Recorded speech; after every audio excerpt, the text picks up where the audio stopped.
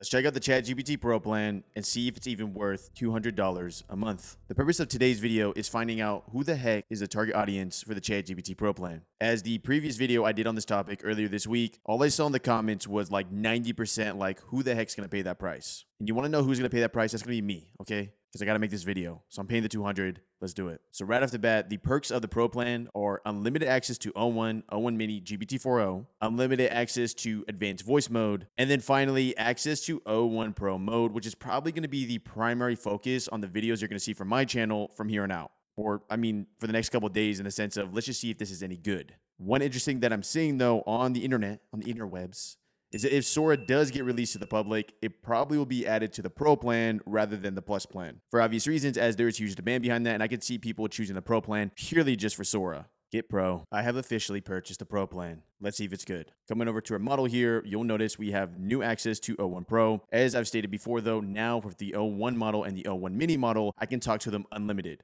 Therefore, the first reason you may lean towards this plan is that if you really heavily use ChatGPT and you do find that as a barrier of entry to getting more work done throughout an entire month, that could be an advantage. But the real thing and the why everyone clicked on this video is let's see this O1 Pro mode. Let's see if it's Pro, okay? Or are we in the amateur leagues? So first off, let's see how it interacts with prompts. As we know with 4.0 and the 4 model, it's very much just like output, output, output. With the O1, O1 Mini, there's a little bit more thinking that goes on. Let's see how it interacts with prompts. Surprise me. Enter. There we go. That's the first major difference I'm noticing in the UI here. We get like a loading bar. So this is like next level here in the sense of rather than it thinking, we get a nice little UI here loading up to the final output of surprise me.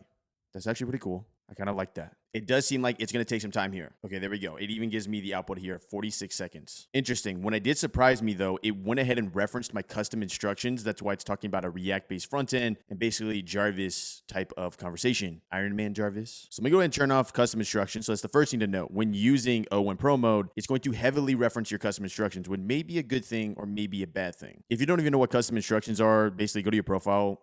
It's that right there. I personally like using it as it really fine-tunes the chat. Now, let me go ahead and confirm real quick that O1 Pro mode is the only one with that little loading bar, as this might just be an overall update. So I'll do O1 real quick. I'm going to try make a plan to get a promotion. Okay, so this is a very specific UI element, UI user interface, or how we visually see it thinking specific to Pro mode. Because as you can see here with O1, it just outputs. Therefore, now that we know how it interacts with prompts, let's give it some prompts and see what the heck happens. As advertised by the Pro mode here, we're not asking like very simple questions like, what's the weather? What's 2 plus 2?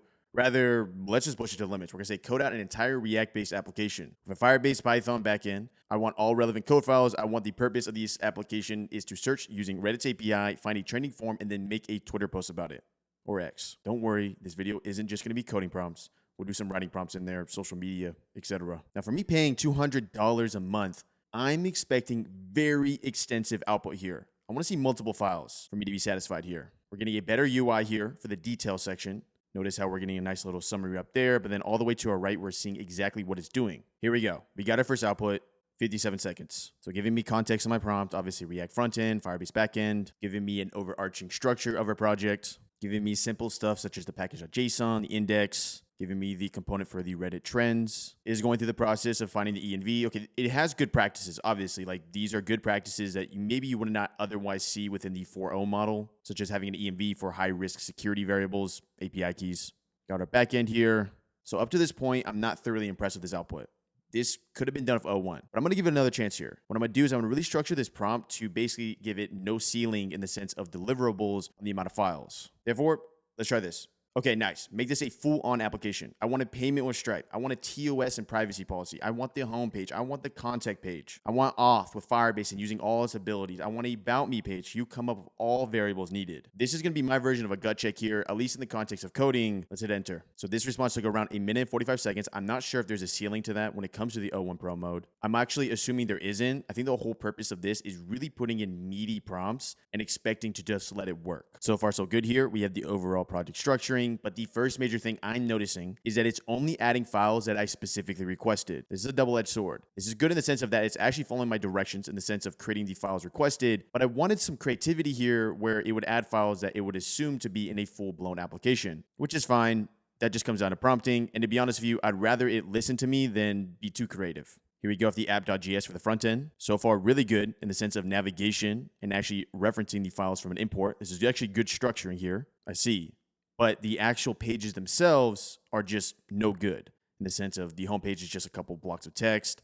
Same with the about. Therefore, in theory, though, that's not an issue because you could just keep prompting for the homepage and build out the entire homepage. But on a full one-shot prompt, in the sense of you put one prompt in and get a full-blown application, we're not there yet. Consensus for coding here, though, I would say it's not there yet for $200. Maybe if this was $50, but in reality, the $20 is going to get you where you want to get when it comes to coding and using the O1 Mini and just the O1. Let's try another example here, but instead do writing. Let's do some copywriting and see how well it performs in this context. So let's go ahead and try this. Okay, let's make a book. Give me an outline and an entire book and also write the entire first chapter. The book will be Why ChatGPT Changed the Economy. You are the writer. I allow full creativity here. If you want to add more past my directions, go ahead. I'm adding that last part there because I want to see if it does have the ability to do some creativity past just what I'm requesting.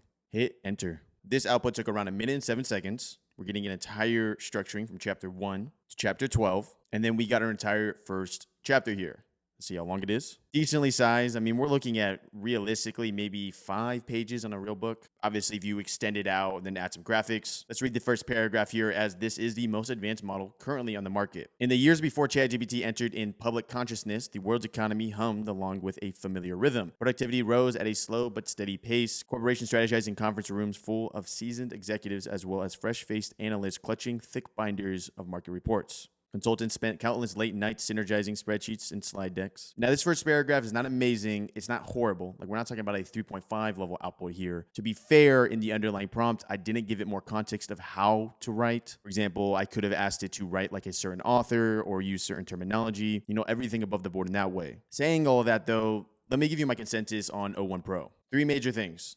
First thing, this doesn't seem like the type of model that is going to be like the day-to-day model. E.g., you wake up, you go to chatgpt.com, you have it in a separate tab, and you're talking to it. And the reason why is that the outputs take a long time. Therefore, using something like 4.0 or O1 Mini is probably more in line of what you want, and that's part of the $20 plan. But that leads me to situation 2 here, where I do see O1 Pro mode having the potential to actually be worth its price. I think you shouldn't be using this model from the perspective of ground zero when building towards stuff. For example, writing a book or coding out an entire new software. This doesn't really fit that use case.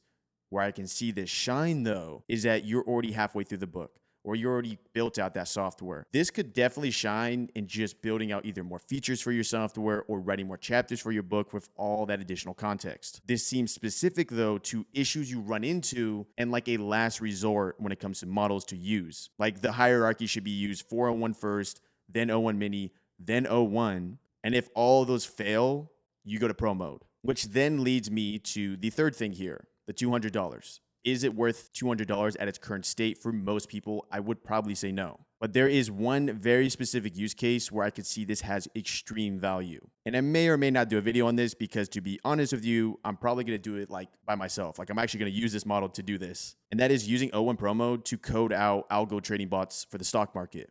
This could 100% do it. And this is the type of model that we need to have to make algo trading bots at the level that you would want when trading equity.